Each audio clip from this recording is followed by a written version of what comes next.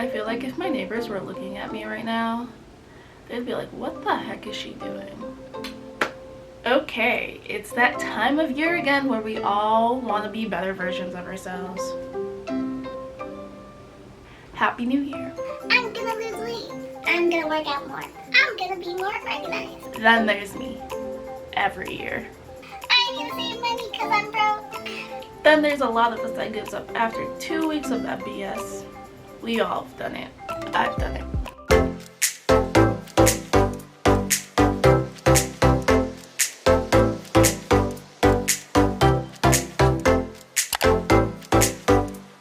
Hi guys, welcome back to my channel, and today we're going to be talking about how I budget as a broke college student. To be honest, I don't like budgeting. I just want to spend my money whenever I want, when I want, but I can't, or I would be panhandling in the streets. There's nothing wrong with panhandling, do you boo-boo, but I can't be doing that. So I budget. I guess the one good thing I've been doing for years is paying my student loan since I was a freshman in college. My parents forced me to do that. So the first thing I thought about when it came to budgeting was, what are my financial goals? Well, if I think about it, I'm broke and I don't want to be broke. I used to spend my money like it grew on trees. Some may argue that I still do, and they need to mind their business. But I'm trying really hard not to do that anymore. Then I think about, okay, so I don't want to be broke anymore and I want to save my money. So how do I go about doing that? So how would I go about saving and controlling my spending habits? Well, then I thought about, well, I guess I gotta look over my spending habits then. So I had to look at what I was spending my money on in the last few months. What do college students spend most of their money on? They spend their money on food. And I spent a lot of money on food. I realized I was spending at least $150 to $200 a month just on food alone. And this is in the past few months.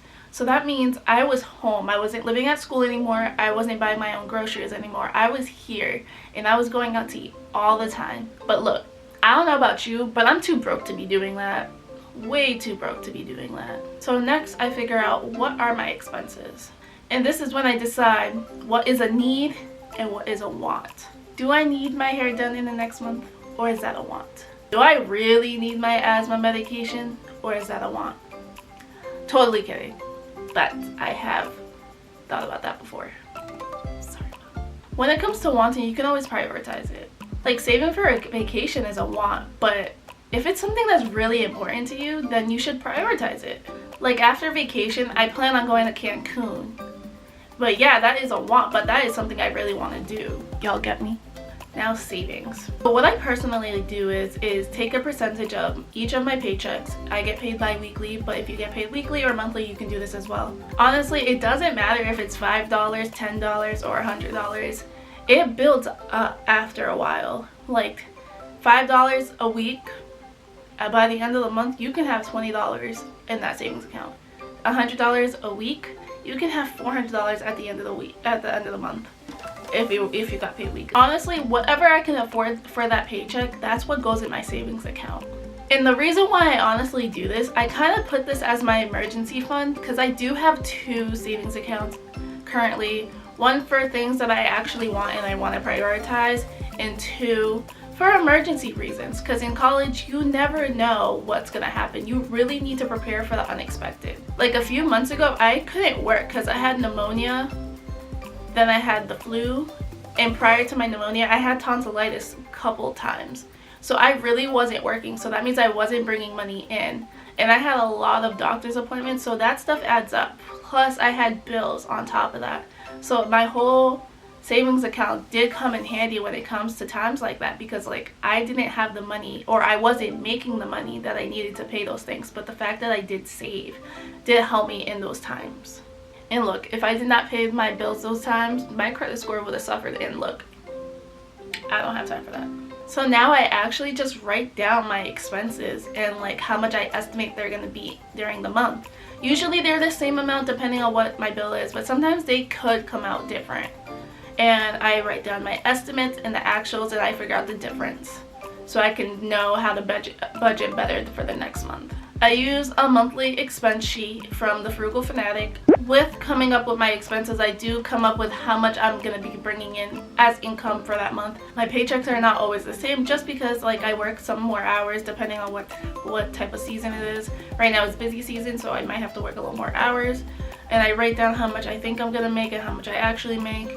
And you take your income minus your expenses and you have your net income. So with my net income, sometimes obviously 20% of that probably goes into my savings, and with the rest of that I kind of take it as saving money, also spending money as well. Like if I need makeup wipes or if I need shampoo, if I do want to go out to eat with my friends that week, like I'm going to do that. I'm not going to restrict myself because I'm trying to save or I'm trying to not spend as much money.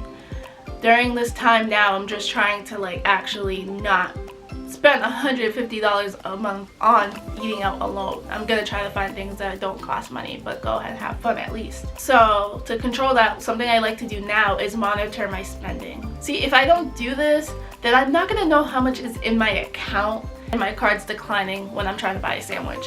And that has happened a few times. And it's funny because I had the audacity to be shocked, knowing damn well I was swiping my card left and right like I'm rich, knowing damn well that I'm not.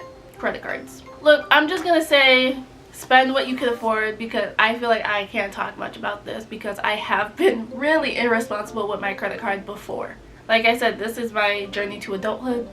I'm still learning. But I will say that my credit card has come in handy in emergency situations. For example, last year my mom was in the hospital for 2 months and she was in the hospital in Boston. I went to school 40 to 50 minutes away. I don't have a car, so like lifts and commuter rail trains are expensive. They could add up. For lifts, they're like $40 to $50 just to get to where my mom was, and commuter rail trains are $21 there and back. But if I had to get there quickly, obviously I was going with lifts. If I had to go back to class, I was going with lifts. Obviously at the time I was barely working because every time I was out of class I was by my mom's side. So like money wasn't coming in either, and during this time I did not have my internship. I did work somewhere else and I was making significantly less than what I'm making now. So like obviously money wasn't coming in as much as I would like to. So yeah, my credit card definitely helped me during these times. But have I used my credit card to buy expansion packs for Sims 4? Yes. Have I bought a lot of unnecessary things from my credit card? Yes. But look, it's a marathon, not a sprint, so don't come for me. But lastly, honestly, please keep your post-grad self in mind when you're thinking about your financial goals for the year. Having future plans like getting your first apartment when you graduate, or actually buying a house when you graduate, depending on how long you've been saving. These are things that you could accomplish if you actually put your mind to it and actually start saving early. What if you want a new car and get rid of that old 1999 Nissan that your parents got you for your 16th birthday that's on their last leg? Maybe if you start saving early, by the time you graduate, you can get that car. So that's what I mean. Keep your post-grad self in mind when you're doing this during college. Because yeah, college is like a really fun time and things that you want to do, you're gonna do then, but like, look, you have to use your money responsibly. You have to spend your money responsibly because when you graduate, that money really could come in handy and set you up for success when you graduate. So yeah, when you start thinking about your future goal, I think that budgeting and saving money is so much easier because you're like, wow, I have this goal in mind, something I want to do in 4 years from now, and like I could do it if I start now. If I start saving now, that goal in 4 years can come true. Look, I'm not perfect at this, to be honest. I've kind of failed in 2019 to keep this up. I did really good for like the first 9 months of the year. Then once the holidays came in, that's when the spending happened, which is kind of expected. But in 2020, I do want to keep up with this for the whole 12 months and not slack off during the holidays. I think I just need to budget better during the holidays so I don't spend a lot more money than I wanted to, hopefully. But if you like this video, please hit the like button. If you're not subscribed, please subscribe to my channel. If you have any other tips that are not the ones that I spoke about this video, please put it down in the comments. And yeah, I'll see you guys next time. Bye. I'm sorry there's no JoJo in this video today. He decided that he didn't want to be in my video, and now it's just so lonely.